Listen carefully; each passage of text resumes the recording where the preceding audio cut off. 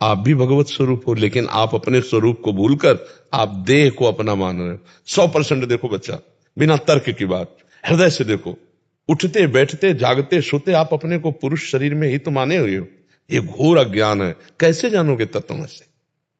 अब जैसे बंदूक पकड़ावे, तो केवल बंदूक पकड़ने मात्र से पता चल जाएगा कि ये शूटर है कि नहीं है, ये शूट करने वाला है कि नहीं, मतलब ये लक्ष्य भेदन कर लेगा कि नहीं। अब हम लोगों को तो हमें ज्ञान नहीं है, तो उसकी पकड़ जो चलाने वाला ना, वो स्टाइल से ही पकड़ेगा, क्योंकि उसको पता है ऐसे पकड़ना चाहिए। अपने लोग नहीं पकड़ पाएंगे। ऐसे ही शब्द जो है वो निकलता है, वो उसी जगह से जहां से निकलता है। अगर वो अज्ञानी है तो चाहे जितना फराटेदार वेदांत बोले, 1 सेकंड में पता चल जाते इसको बोध नहीं है। वो बोल सही रहा है पर उसको बोध नहीं है, वो शब्द बोल देगा। शब्द का वजन बोलता है हाँ कि ये थोथा है, इसको ज्ञान नहीं है। तो बच्चा अभी सही ढंग से चलो तो ज्ञान हम ही तुम ही को होगा, है नहीं? परमात्मा को थोड़ी, तो ज्ञान स्वरूप है। ज्ञान तो जीवात्मा को होना है। इसलिए नाम जप करो, भगवत चर्चा सुनो, सत्संग सुनो, माता पिता बुजुर्गों की सेवा, समाज की सेवा, राष्ट्र की सेवा, इससे शरीर पवित्र। अर्जुन जी को ज्ञान दे के सेवा में तो लगा रहे, युद्ध रूपी सेवा में लगा रहे, तो सेवा में लगो तो ज्ञान सिद्ध हो जाएगा, फिर बात समझ में आ जाएगी। ठीक है? अभी बहुत ऊंची बात है तत्वमय से, वहां पहुंचने के लिए पहले 1 से चलो, तब 100 तक पहुंचोगे। वो क्या है? अभी काखा गागा तो चले नहीं, तो ज्ञा में कैसे पहुंच जाएंगे? वो क्या है? आखिरी है जो ककारा है, उसका आखिरी शब्द क्या है? यहां पूर्णता है, ज्ञान में पूर्णता है। ज्ञान में पूरे अक्षर पूर्ण हो जाते हैं जाके। का से शुरू होता है और ज्ञान में पूर्ण हो जाता है। तो का माने काय, काय शरीर से शुरू होता है, पूरा ज्ञान यहीं से शुरू किया जाता है और वहां पूर्ण हो जाता है जाकर तत्वमसि, तुम ही हो। जब पहले सृष्टि नहीं थी तो एकमात्र भगवान थे ना बच्चा, और जब सृष्टि नहीं रहेगी तो एकमात्र भगवान ही तो बचेंगे। तो बीच में जो कुछ है वो है क्या? भगवान ही तो है ना। तो जब सब भगवान है तो तुम्हारे अंदर क्या है? तो ये बात कहां जान पा रहे हो? ये बात जान पा रहे हो क्या? अपने अंदर भगवान दिखाई देते? नहीं दिखाई देते। मैं है, मैं पुरुष हूं, मैं हूं, बस ऐसे लगता है शीशा में देखो तो मैं हूं।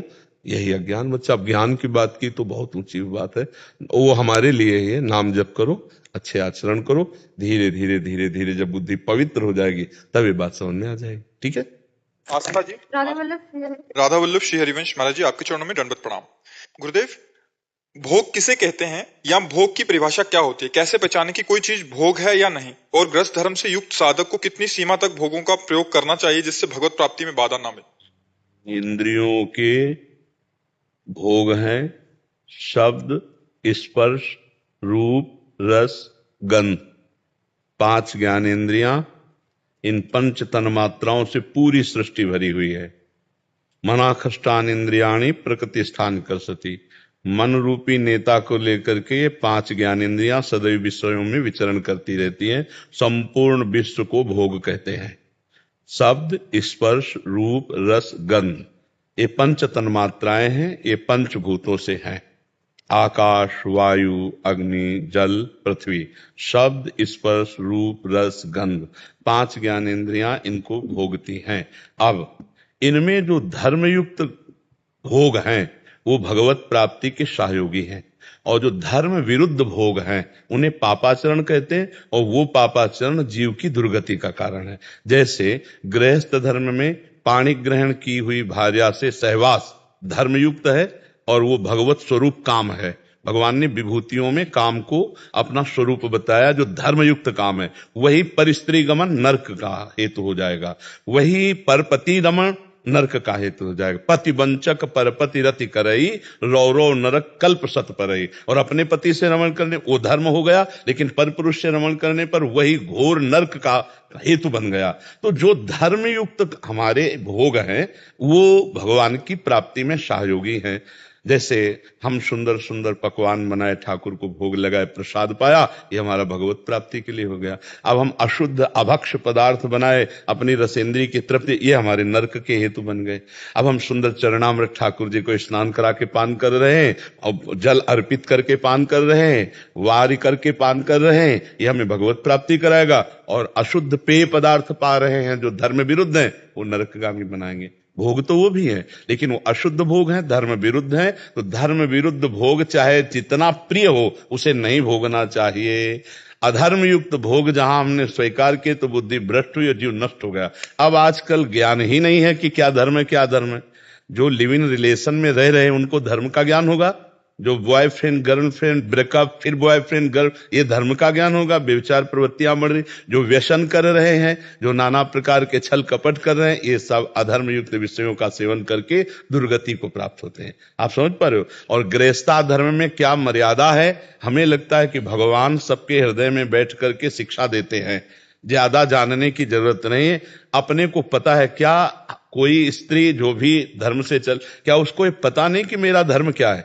क्या पुरुष को पता नहीं कि मैं अधर्म कर रहा हूं? क्योंकि जो ही पापाचरण करने चलोगे तो विश्व वहां भावन भगवान जो तुम्हारे हृदय में वो संकेत कर देंगे तुम गलत हो, गलत कर रहे हो। होता है संकेत कि नहीं होता? गलत करने पर सबको संकेत मिलता है अंदर से कि नहीं मिलता? अच्छा करने पर संकेत मिलेगा, अच्छा है धर्मयुक्त है। गलत करने पर वो बहुत धीमी स्वर में होता है। कोई भक्त ही अंतर्मुखी पहचान सकता है, नहीं तो उसकी बात कोई अंदर जो परमात्मा गुरु बैठा है उसकी बात न मानकर मनमानी पापाचरण किए जाते हैं। इतना तो पता ही है कि धर्म किसे कहते हैं अंदर से और अधर्म किसे कहते हैं।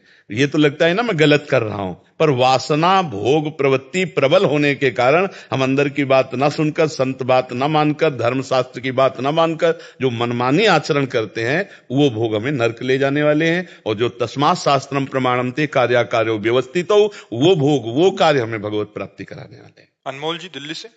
राधा वल्लभ श्री हरिवंश। श्री हरिवंश महाराज जी।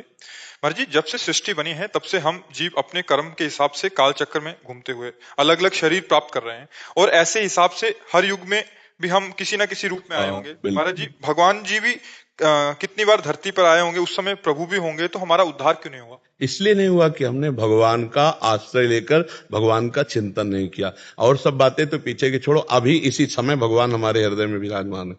सबके हृदय अछत अविकारी, पर सकल जीव जन जगदीन दुखारी, तहां वेद अस कारण राखा, भजन प्रभाव संत श्रुति वाखा। शास्त्र वेद पुराण सब संत जन कहते हैं कि सबके हृदय में निर्विकार परमात्मा विराजमान है, पर भजन किए बिना दुख से निवृत्ति नहीं हो सकती। जैसे दूध में घी विराजमान है, पर प्रक्रिया के बिना आप पूड़ी नहीं पका सकते कि दूध कढ़ाई में डाला पूड़ी ऐसे हमारी पक के आ गई, है उसी में घी, पर प्रक्रिया की जरूरत है। ऐसे ही परमात्मा आपके अंदर है, भजन क्रिया की जरूरत है। बिना भजन के परमात्मा के साथ होने पर भी भगवत प्राप्ति नहीं होगी। अर्जुन से भगवान क्या करें, जरा ध्यान देकर सुनो। सामने अर्जुन है, कह रहे अनन्य चेता सततम यो माम स्मरति नित्यशः तस्याहम सुलभा पार्थ नित्ययुक्तस्य योगिना। हे अर्जुन, जो मेरा अनन्य चिंतन करता है मैं उसके लिए सुलभ हो जाता हूं। तुम इस अनन्य चिंतन मेरा करो। अनन्य चिंतयन्तो माम मन मनाभो मद भक्तो माद्याजी माम नम। और सामने खड़े होने पर भी प्राप्त नहीं माना जा रहा। भगवान कह रहे मुझे तब प्राप्त करोगे जब मेरा अनन्य चिंतन करो, अंदर अनन्य चिंतन। तो भगवान के बहुत से अवतार हुए, भगवान की बहुत सी लीलाएं हुई, तो सृष्टि में हम भी किसी जीव जंतु के रूप में होंगे, लेकिन भगवान को भगवान नहीं माना, भगवान का भजन नहीं किया, आज तक कल्याण नहीं हुआ। आज अगर भगवान को भगवान मानकर भजन करना शुरू करें तो ये हृदय देश में ही है, यही है, सबसे नजदीक है। वह प्रकट कृपाला दीन दयाला, यही प्रकट हो जाएंगे भगवान। सबसे पहला साक्षात्कार यहाँ होता है। यहाँ भगवत भाव तब जिधर जित देखो तित श्याममयी है। तो हमारा जो कारण रहा भगवत प्राप्ति ना होने का, वो भजन ना करना। आज हमें अवसर मिला है कि हम उस कारण को जान पाए हैं। बारी मथे घृत होए बरु सिकता ते बरु तेल, और बिनु हरि भजन न भवतरी या सिद्धांत अपेल। भगवान के समीप रहने पर भी हम भगवदानंद की प्राप्ति बिना भजन के नहीं कर सकते। देखो, चीचड़ उन्हीं थन के समीप ही रहता है गाय के दूध के, पर वो खून पीता, दूध नहीं पीता।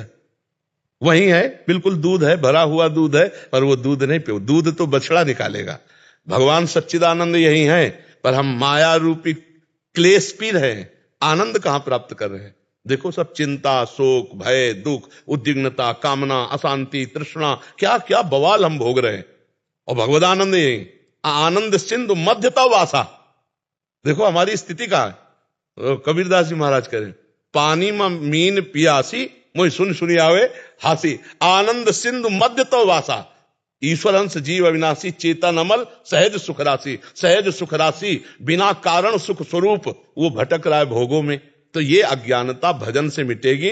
भगवान का जितना हम चिंतन करेंगे हम जितना भजन करेंगे उतना ही हम माया मुक्त होंगे। इसमें किसी का आशीर्वाद नहीं काम करता, इसमें भजन काम करता है। हमारे ऊपर भगवान की हेतु की कृपा से मनुष्य शरीर मिला, भगवान की हेतु की कृपा से संत समागम मिला। अब मुझा भरोस हनुमंता, बिनु हरि कृपा मिले नहीं संता। अब अगर हम अब भजन न करेंगे तो भी कल्याण नहीं होगा। बड़े बड़े सिद्धों के पास रहने वालों ने जब उनकी आज्ञा नहीं पालन की, भजन नहीं किया, तो वो दुर्गति को प्राप्त हुए। बड़े बड़े सिद्धों को जहर दे दिया, उन्होंने प्रहार कर दिया लौकिक संपत्ति के लिए। तो इतने बड़े महापुरुष जो भगवदानंद में मगन है, उनके समीप रहकर भजन ना करने के कारण बुद्धि कुबुद्धि में बदली और ऐसे ब्रह्म स्वरूप गुरुजनों को जहर दे दिया, प्रहार कर दिया। ऐसे बड़ी घटनाएं हम अपने भ्रमण करते रहे ना तो शब्द। तो इसलिए निरंतर नाम जप ना होने के कारण हमारी दुर्गति हुई थी। अब इस जन्म में वो चूक नहीं होने देंगे, सतत भगवान का नाम सुमिरन करेंगे। और नाम जपने वाले के लिए पार होने का सवाल खत्म हो जाता है। नाम लेत भव सिंधु सुखाही, करहु विचार सुजन मन माही। सादर सुमिरन जे नर करही, गोपद यू भव सागर तरही। ये भव समुद्र, संसार समुद्र पार होने के लिए कैसा हो जाता है, जैसे गाय के बछड़े के खुर का जल पार करने में कितना लगता है, ऐसे जो निरंतर नाम जप करते रहते हैं उनके लिए संसार समुद्र सूख जाता है, या गाय के बछड़े के जैसा छोटा हो जाता है। उसे कोई पार करने में श्रम नहीं पड़ता। इसलिए हम खूब नाम जप करें। हमारी जो दुर्गति हुई जन्म जन्मांतरों से, उसका कारण भगवत विस्मरण हुआ। अब हम भगवत विस्मरण नहीं होने देंगे, अब रात दिन भजन करेंगे। यही सत्संग का लाभ है। बड़े भाग पाइब सत्संगा, तो बिना ही प्रयास हो ही भव भंगा। इस संसार समुद्र का नाश हो जाएगा जिस समय तुम्हारे अंदर ज्ञान प्रकाशित होगा। ऐसे जैसे स्वप्न में हम दुख देख रहे थे, लेकिन हमें किसी ने जगा दिया, तो अब देखा कि वो दुख ही नहीं है।